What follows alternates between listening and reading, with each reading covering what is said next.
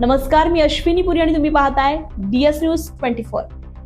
लोकसभा निवडणुकीच्या निकालाला 2 वर्ष पूर्ण झाल्याच्या पार्श्वभूमीवर वंचित बहुजन आघाडीच्या प्रदेश प्रवक्त्या उत्कर्षा रुपवते यांना शिर्डीचे खासदार भाऊसाहेब वाकचौरे यांच्या कामगिरीचा जाहीर पंचनामा केलाय।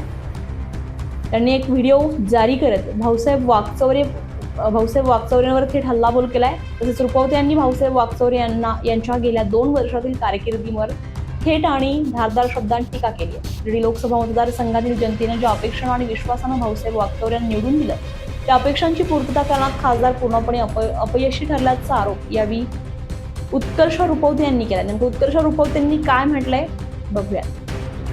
नमस्कार मंडळी, लोकसभेच्या निवडणुकीला 2 वर्ष पूर्ण झाली। 4 जून रोजी हा निकाल लागला होता।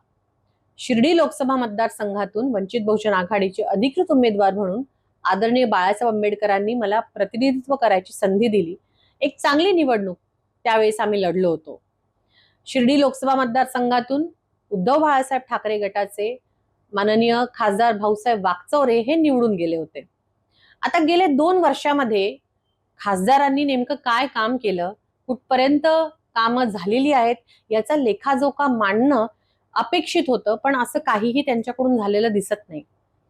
त्यांच्या जाहीरनाम्यामध्ये, हा जाहीरनामा त्यांनी 2024च्या लोकसभा निवडणुकीमध्ये जाहीर केला होता, अशा अनेक गोष्टी नमूद आहेत की ज्या त्यांनी लोकांना कबूल केलेल्या आहेत की ह्यासाठी ते प्रयत्न करणार आहेत।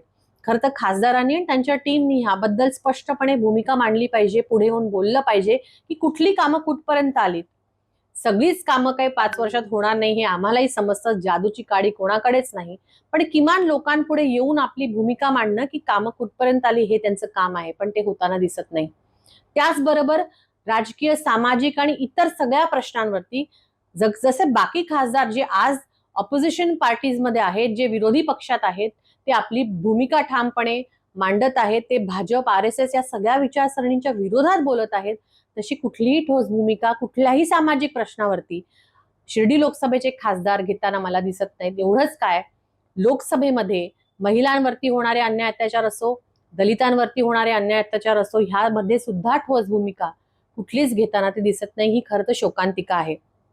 2 वर्ष झालेली आहेत, 3 वर्ष अजून कार्यकाळ त्यांना अजून बाकी आहे आणि काम करण्यासाठी खूप वाव आहे।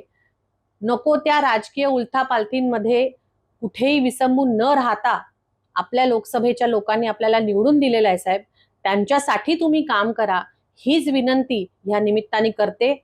ऑपरेशन टायगर आलं की तुमचं नाव सातत्याने पुढे येतं, पण शिर्डी लोकसभेचा एकही प्रश्न ज्वलंतपणे मांडला आहे किंवा त्याच्यासाठी भांडला आहेत याची बातमी कधी होत नाही। ही शोकांतिका आहे। धन्यवाद। जय भीम, जय शिवराय, जय संविधान।